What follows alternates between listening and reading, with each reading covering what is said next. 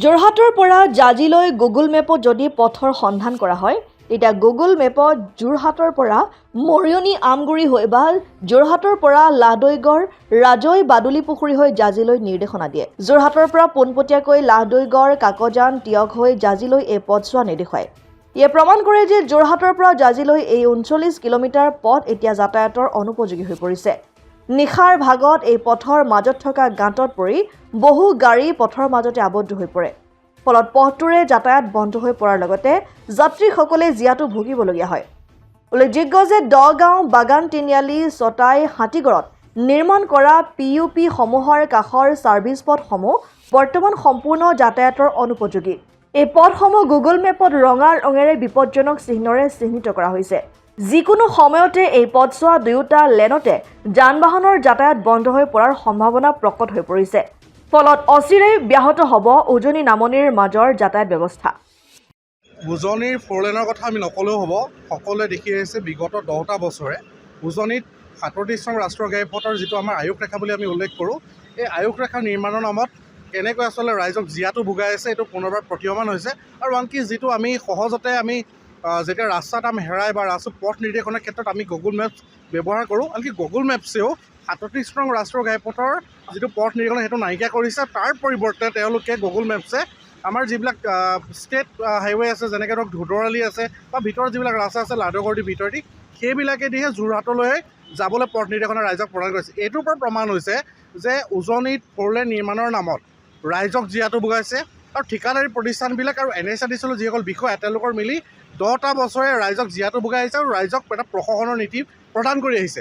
আৰু মুখ্যমন্ত্ৰীজনক আমি প্ৰশ্ন কৰিব বিচাৰোঁ, তেখেতে এটা কথা সততে কৈ থাকে, যেতিয়া তেখেত দিল্লীলৈ যায় তেখেতে প্ৰেছ মিট বা বিভিন্ন সামাজিক মাধ্যমত তেখেতে কৈ থাকে যে কেন্দ্ৰীয় পথ পৰিবহণ মন্ত্ৰী নীতিন গাডকাৰীৰ লগত তেখেতৰ ফ'ৰলেনৰ সম্পৰ্কত ব্যক্তিগতভাৱে তেখেতে কথা পাতিছে। কিন্তু অতি দুখজনক কথা, নীতিন গাডকাৰী ডাঙৰীয়া আজিলৈকে তেখেতৰ অসমৰ বাহিৰত এক্সপ্ৰেছ হাইৱে বনাইছে বা 6 লেন বনাইছে, কিন্তু 10টা বছৰে 39 কিলোমিটাৰ পথ বনোৱা 10টা বছৰ লগাটো এই বিভাগটোৰ বাবে অতি লজ্জাজনক বিষয়। তাৰ লগত আমি উল্লেখ কৰিম যিটো গুগল মেপছত আমাৰ নিৰ্দেশনা দেখাইছে, তাত টিয়ক, লাহদৈগড়, কাকজান এই 3টা স্পট একেবাৰে বিপদজনক বুলি দেখাইছে। ইতিমধ্যে গুগল মেপছত এটা ৰেড মাৰ্ক দেখাইছে। ইয়াৰ পৰা এটা প্ৰমাণিত হৈছে যে এই ৰাস্তাটো যাতায়াতৰ বাবে একেবাৰে উপযোগী নহয় আৰু ৰাস্তাটোত এটা মৰণ ফন্দলৈ পৰিণত হৈছে। ৰাস্তাটো দেখিব, যিবিলাক গাড়ী অহা যোৱা কৰি আছে সেই গাড়ীবিলাক একাঠু বোকাত সোমাই গৈছে বা প্ৰকাণ্ড গাঁতৰ সৃষ্টি হৈছে।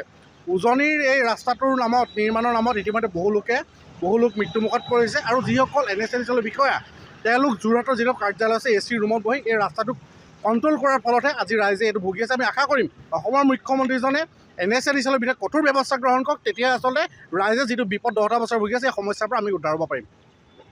অসমাদিত্য টিয়ক NKS হুণ্ডাইলৈ স্বাগতম।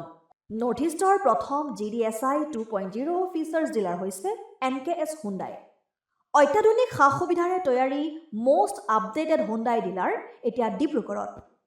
আমাৰ NKS হুণ্ডাই ডিলাৰত open sales consulted room, customer ৰুমৰ লগতে পুৰণি গাড়ীৰ এক্সচেঞ্জ ফেচিলিটিও ৰখা হৈছে। ইয়াত চেলছৰ লগতে ছাৰ্ভিচ ছেক্টৰৰ সুন্দৰ সুবিধা আছে। প্ৰয়োজনীয় সকলো এডভান্স টুলছ, হুইল বেলেন্সিং, এলাইনমেণ্টৰ অত্যাধুনিক machine, post hydraulic lift, fully train men পাৱাৰৰ লগতে nitrogen gas filling facility, fully automatic car washer ফেচিলিটিও আছে। লগতে NKS হুণ্ডাই ডিলাৰে কাষ্টমাৰসকলৰ সুবিধাৰ্থে মোবাইল ছাৰ্ভিচ ভেনৰো ব্যৱস্থা ৰাখিছে, য'ত হাইড্ৰলিক লিফ্ট, ৱাশ্বিং facility, wheel balancing, tyre pressure check কৰাৰ লগতে বহুখিনি সুবিধাই উপলব্ধ আছে। NKS হুণ্ডাইলৈ আহক আৰু সুবিধাসমূহ গ্ৰহণ কৰক।